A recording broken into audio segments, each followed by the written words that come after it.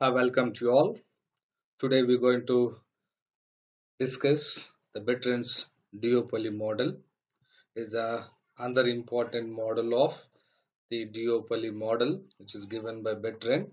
We'll discuss one by one in detail. Now here, the oligopoly or duopoly, which is developed by Joseph Bertrand in 1883, was a modification upon the Cornell's duopoly solution, which we discussed in the previous video. He is a French mathematician. He has criticized the Carnot's duopoly solution and given a substitute model of the duopoly. According to him, there was no limit to the fall in price, since each producer can always lower the price by underbidding. So this is very important.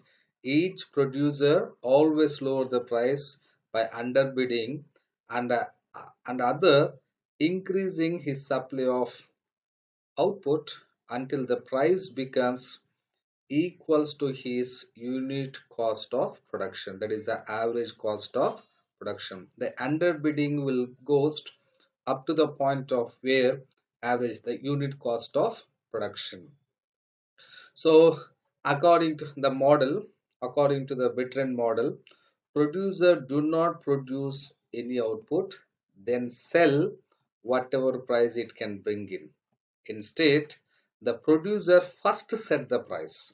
So here the setting the price is very important. Setting the price of the product and then produce the output which is demanded of that particular price which is set. So the Bertrand model adjusting variable is price and not the output. Now what is the difference between Bertrand and that is the Carnot model is that the variable which used here Bertrand is price, but in a Carnot model it is the output. That is the main differences you can find in both the explanation. In Bertrand model, each producer believes that his rival will keep his price constant, remain stable at present level, whatever price that he might himself set. Thus, his model is of price and not on the output. So here the model products produced and sold by the two producers are completely identical and no way we can differentiate it of the products which they are produced.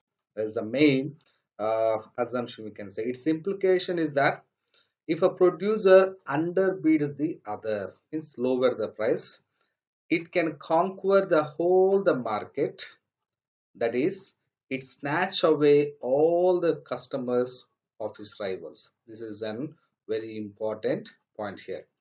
The producer underbids the other. If you lower the price, it it can conquer, the firm will conquer the whole market, that it snatch away all the customers of his rivals. So that is the main implication. Two producers have identical cost and also work under the conditions of marginal cost, that is a constant cost. Then the productive capacity of the producer is unlimited. This is very important. The capacity of their producers is unlimited. They can supply whatever they required for the market. So there is no limit to their increase in the supply of output to the maximum requirements of the demand. So they can produce whatever, or they can produce maximum amount of the output which is required to the consumers market. Now here the important assumption here summarized, which we already discussed in the Cournot model. There are two firms in the market, A and B. Each forms one the spring of mineral water which is identical, and of course the cost of production is zero. Each forms have unlimited productive capacity. This is very important. The limited capacity is unlimited. There is no fixed capacity. They can produce as much as they can, which is required for the consumers to meet the demand of the consumers. Each firm consider itself to be independent in making the price and output decision. In simple, you can say there is no interdependence among them, or interdependence is ignored between A and B, two firms who existed in the market. The important assumption in the model is that an account which differ from could not solution is that each firm believes that the price of the rival firms remain constant. This is very important. Here it's purely with the price determined. So they believe that the price of the rival which keep remain constant. Based on that, they develop the theory.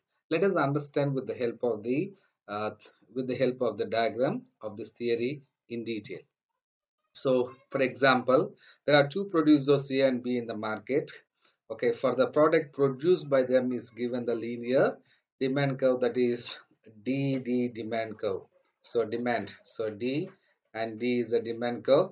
Initially, A is the at producer and set the price, which is the monopoly price, that is a PM. This is a monopoly only A which existed in the market, and set the maximum monopoly price of the OPM price, monopoly price, and the ON of output. So ON of output, which is the half of perfect competitive output of OQ. This is the perfect competitive output, that is the OQ. So in that, half of the output produced by the firm A who are there at present in the market, assuming constant average and marginal cost, which is equals to OG. Okay, this is the OG cost, where average cost equals to marginal cost, which is a constant cost. So here only firm A existed in the market. When B enters into the market, the same product as produced by A. So earlier only exists in the market and no competitors. Now B enters into the market as, and again same identical products. There's no any differentiation we can find it. So such kind of products are produced by B, and she enters and started to producing. And B assuming that A will go on charging the same price. What is that? PM price. So means they thinking that B thinking that A will remain stable of this price, it will not going to change. So B finds that he can capture the whole market by slightly undercutting the price, and thereby make substantial amount of profit. If the same price, if she can sell, means definitely she will not. So that's why she going to undercut the price to make a maximum profit in the market.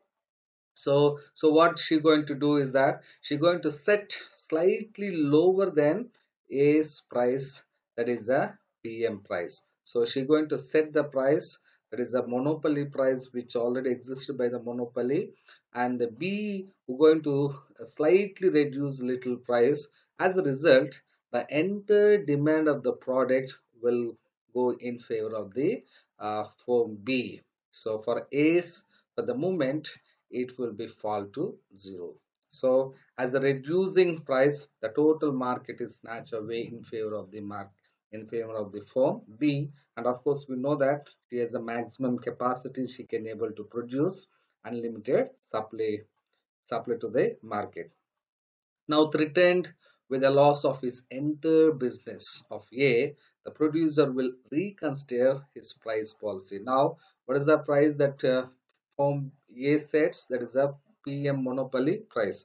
Now, what happened? So, because of slightly lower the price of B, it is a threaten the loss of his entire business of the B, and that's why she going to reconsider his price policy. But while deciding about his new price policy, he assumed that once again he assumed that B will continue to charge the same price which he is going to, which at present she is setting.